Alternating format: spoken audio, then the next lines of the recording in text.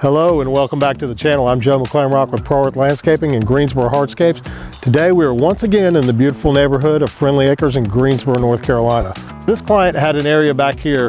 This was actually just one continuous hill that went up. Had some trees, some undergrowth, some brush. It was an unusable space. Nothing they could do here. They took that stuff out. We came in, put in this Versa-Lok weathered standard retaining wall in the color Chestnut.